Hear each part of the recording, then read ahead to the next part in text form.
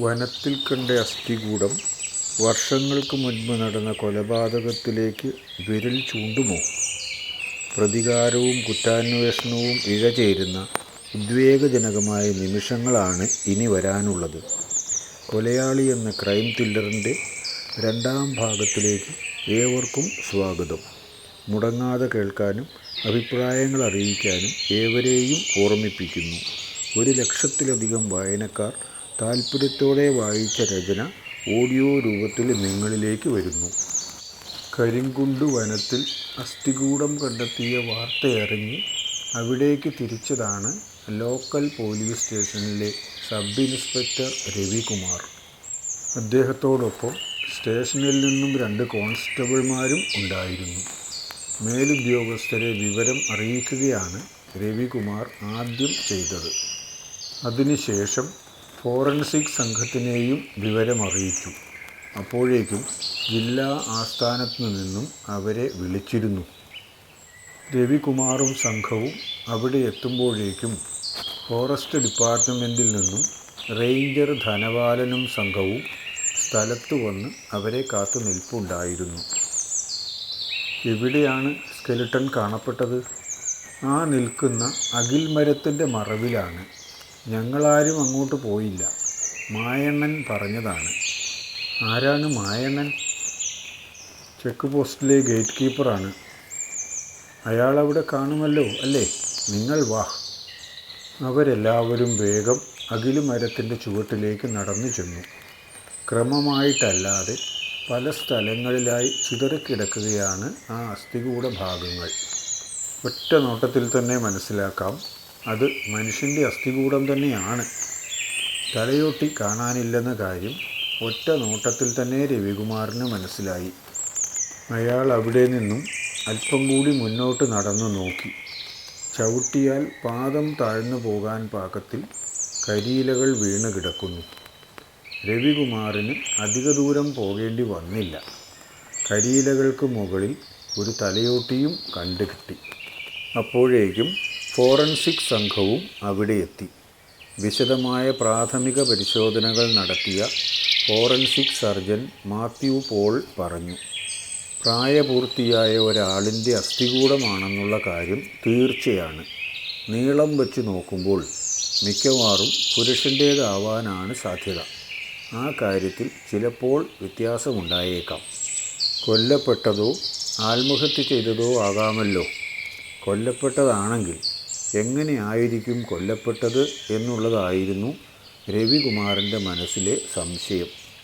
ഏതെങ്കിലും കാരണവശാൽ വനത്തിലെ സ്വകാര്യത നോക്കി ആരുമറിയാത്ത സ്ഥലത്ത് വന്ന് ആത്മഹത്യ ചെയ്തതാണെങ്കിൽ കൂടുതൽ അന്വേഷണവുമായി പോകേണ്ട കാര്യമില്ലല്ലോ എന്നായിരുന്നു രവികുമാർ വിചാരിക്കുന്നത്. പക്ഷേ ഡോക്ടറുടെ നിഗമനം ഇൻസ്പെക്ടറുടെ പ്രതീക്ഷയ്ക്ക് വിരുദ്ധമായിരുന്നു. കൊലപാതകം തന്നെയാണെന്നാണ് ഒറ്റ നോട്ടത്തിൽ മനസ്സിലാക്കാൻ കഴിയുന്നത്. അസ്ഥികൾ പരിശോധിച്ചപ്പോൾ തന്നെ ആ കാര്യം സ്ഥിരീകരിക്കാൻ കഴിയും. തലയോട്ടിയുടെ പിൻഭാഗത്തുണ്ടായിരിക്കുന്ന പൊട്ടലും വാരിയെല്ലുകളിൽ കാണപ്പെടുന്ന പൊട്ടലുകളും അതാണ് വിളിച്ചു പറയുന്നത്. പിന്നെ കാലിൻ്റെ അസ്ഥിക്കും പൊട്ടലുണ്ട്, വേർപെട്ടിട്ടില്ല എന്നേ ഉള്ളൂ. അസ്ഥികൂടം കിടന്ന സ്ഥലം എല്ലാവരും ചേർന്ന് സൂക്ഷ്മമായി പരിശോധിച്ചു. എങ്കിലും അവിടെ നിന്നും തെളിവായി അവർക്ക് ഒന്നും ലഭിച്ചില്ല. അതിൽ അവർക്ക് വിഷമം തോന്നിയതുമില്ല. കാരണം ബോഡി കൊണ്ടുവന്ന് ഡംപ് ചെയ്തത് അവിടെ ആയിരിക്കണം എന്ന് പോലും നിർബന്ധമില്ല. കാട്ടുമൃഗങ്ങൾ വലിച്ചു കൊണ്ടുവന്ന് ഇവിടെ ഇട്ടതുമാകാം. എവിടെയാണ് ബോഡി കൊണ്ടുവന്നിട്ടത് എന്നറിയാൻ ഒരു വഴിയുമില്ല. അതുകൊണ്ട് ലഭ്യമായ മാർഗങ്ങൾ ഉപയോഗിച്ച് അന്വേഷണവുമായി മുന്നോട്ട് പോകാൻ മാത്രമേ കഴിയൂ.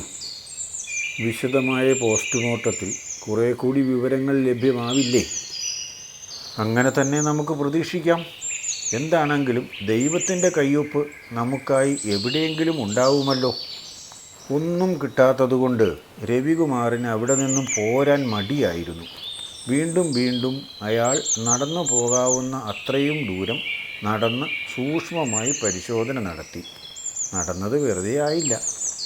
അയാൾക്ക് കൂടുതലായി കണ്ടു കിട്ടിയത് ഏലസ് പോലെ തോന്നുന്ന ഒരു സാധനം മാത്രമാണ്. അതിന് നൂല് ഉണ്ടായിരുന്നു എന്ന് സൂചിപ്പിക്കാവുന്നതുപോലെ ഒരു ചെറിയ ഭാഗം കൂടി കണ്ടുകിട്ടി. അത് കണ്ടതേ മാത്യു പോൾ പറഞ്ഞു. ഇത് ഏലസ് തന്നെയാണ്. മരണപ്പെട്ടത് ഏലസ് ധരിക്കുന്നയാളായിരിക്കണം. എന്താണെങ്കിലും അതും കയ്യിലിരിക്കട്ടെ. എപ്പോഴാണ് ഉപകാരപ്പെടുക എന്നറിയില്ലല്ലോ. രവികുമാർ അത്രയും വിവരം മേലുദ്യോഗസ്ഥരെ അറിയിച്ചു. എത്രയും പെട്ടെന്ന് സ്കെലിട്ടൺ പോസ്റ്റ്മോർട്ടത്തിന് അയക്കാനാണ് അവിടെ നിന്നും കിട്ടിയ നിർദ്ദേശം. ഫോർമാലിറ്റികളെല്ലാം പൂർത്തിയാക്കി അസ്ഥികൂടം പോസ്റ്റ്മോർട്ടത്തിനായി അയച്ചു. 2 ദിവസത്തിന് ശേഷമാണ് പോസ്റ്റ്മോർട്ടം റിപ്പോർട്ട് വന്നത്. റിപ്പോർട്ട് കൈമാറിക്കൊണ്ട് പോലീസ് സർജൻ പറഞ്ഞു, കൊല്ലപ്പെട്ടത് 60 വയസ്സിന് മുകളിൽ പ്രായമുള്ള ഒരു പുരുഷനാണ്. സ്കെലിട്ടന് 10-ലധികം വർഷത്തെ പഴക്കമുണ്ട്. അന്ന് വനത്തിൽ വെച്ച് പറഞ്ഞതുപോലെ ക്രൂരമായ ഒരു കൊലപാതകം തന്നെയാണിത്. തലയിലും വാരിയെല്ലിലും കാലിലും ഉള്ള പൊട്ടലുകൾ അതാണ് സൂചിപ്പിക്കുന്നത്. വേറെ എവിടെയെങ്കിലും വെച്ച് കൊന്നതിന് ശേഷം ഇവിടെ കൊണ്ടുവന്ന് ഡംപ് ചെയ്തതായിരിക്കാനാണ് സാധ്യത. കരിങ്കുണ്ട് വനമേഖലയെപ്പറ്റി പുറമേ അധികമാരും കേട്ടിരുന്നതല്ല. പക്ഷേ അന്നു മുതൽ തന്നെ നിരന്തരമായി സോഷ്യൽ മീഡിയയിലൂടെ എല്ലാവരും അറിഞ്ഞു. ദിവസേന നടന്നുകൊണ്ടിരിക്കുന്ന ചർച്ചകളും നിരന്തരമായി വന്നുകൊണ്ടിരിക്കുന്ന വാർത്തകളും കൊണ്ട് ഇപ്പോൾ ആ വനമേഖല എല്ലാവർക്കും പരിചിതമായി. എന്താണ് അവിടെ നടന്നത് എന്നതിനെക്കുറിച്ചും കൊല്ലപ്പെട്ടത് ആരാണ് എന്നറിയുന്നതിനും ഒക്കെയായി റിപ്പോർട്ടർമാർ ദിവസവും പോലീസ് സ്റ്റേഷനിൽ കയറിയിറങ്ങി. കിട്ടിയതും വെളിപ്പെടുത്താവുന്നതുമായ കാര്യങ്ങൾ പോലീസ് അവർക്ക് പറഞ്ഞു കൊടുക്കുകയും ചെയ്തു. അവരത് അപ്പോൾ തന്നെ പൊടിപ്പും തൊങ്ങലും ചേർത്ത് ജനങ്ങളിലേക്ക് എത്തിച്ചു. വർഷങ്ങൾക്ക് മുൻപ് നടന്ന കൊലപാതകത്തിൻ്റെ മറ നീങ്ങാൻ പോകുന്നു എന്ന മട്ടിൽ അവർ പത്രത്തിൽ വിശദമായി എഴുതി. ഇൻസ്പെക്ടർ രവികുമാർ പത്രങ്ങൾക്ക് കുറച്ച് വിവരങ്ങൾ കൈമാറിയത് തന്നെ മേലുദ്യോഗസ്ഥൻ്റെ നിർദ്ദേശപ്രകാരമാണ്. ആരെങ്കിലും പത്രത്തിലൂടെയുള്ള വാർത്ത വായിച്ചോ സോഷ്യൽ മീഡിയയിലൂടെ അറിഞ്ഞിട്ടോ അന്വേഷിച്ചു വരുന്നുണ്ടെങ്കിൽ അന്വേഷണത്തിനുള്ള ഒരു ലീഡ് ആകുമല്ലോ എന്നാണ് വിചാരിച്ചത്. പക്ഷേ ദിവസങ്ങൾ കഴിഞ്ഞിട്ടും ആരും അന്വേഷിച്ചു വന്നില്ല. ഡോക്ടർ മാത്യു പോൾ അന്വേഷണ സംഘത്തിന് സഹായകമാകാൻ വേണ്ടി ഒരു പ്രത്യേക കാര്യം കൂടി ചെയ്താലോ എന്ന് ചോദിച്ചു. തലയോട്ടിയുടെ ആകൃതി ഉപയോഗിച്ച് മുഖം പുനർസൃഷ്ടിക്കുന്ന സാങ്കേതിക വിദ്യയാണ് ഫേഷ്യൽ റീകൺസ്ട്രക്ഷൻ ടെക്നോളജി. അതൊന്ന് ഉപയോഗിച്ച് നോക്കിയാലോ? ഒന്നുമില്ലാത്തപ്പോൾ കിട്ടുന്നതാകട്ടെ എന്ന് കരുതി സൂപ്രണ്ട് അതിന് സമ്മതം കൊടുത്തു. കാര്യമായ പുരോഗതി ഒന്നുമില്ലാതെ അന്വേഷണം നീങ്ങിയപ്പോൾ പല കോണുകളിൽ നിന്നും എതിർപ്പിൻ്റെ ശബ്ദങ്ങൾ ഉയർന്നു തുടങ്ങി. അത് മനസ്സിലാക്കി അന്വേഷണത്തിന് വേഗത കൂട്ടണമെന്ന നിർദ്ദേശം മന്ത്രിതലത്തിൽ നിന്ന് തന്നെ ഉണ്ടായി. വിദഗ്ധനായ ഒരു അന്വേഷണ ഉദ്യോഗസ്ഥനെ കൊണ്ട് ഈ കേസ് അന്വേഷിപ്പിക്കാനുള്ള നടപടികളുമായി പോലീസ് സൂപ്രണ്ട് മുന്നോട്ട് പോയി. വാട്സാപ്പിലെ എമർജൻസി മെസ്സേജിൻ്റെ ടോൺ കേട്ടാണ് സൂപ്രണ്ട് ചിന്തയിൽ നിന്നും ഉണർന്നത്. അന്വേഷണത്തിന് ഗുണകരമായ എന്തെങ്കിലും ആയിരിക്കുമോ അത്? വായിക്കുകയും കേൾക്കുകയും ഒക്കെ ചെയ്യുമ്പോൾ തോന്നുന്ന അഭിപ്രായങ്ങളും കുറവുകളും കമൻറ്റ് ബോക്സിൽ കുറിച്ചേക്കണേ. കുറച്ചായാലും മതി. കൂട്ടുകാർക്കും വീട്ടുകാർക്കുമൊക്കെ ഷെയർ ചെയ്ത് കൊടുക്കാനുള്ള നല്ല മനസ്സ് നിങ്ങൾക്കുണ്ടാകും എന്ന് ഞാൻ വിശ്വസിക്കുന്നു. ഒന്ന് ലൈക്ക് ചെയ്ത് വിട്ടാൽ തന്നെ വലിയ ഉപകാരം. നാളെ അടുത്ത ഭാഗം പോസ്റ്റ് ചെയ്യും.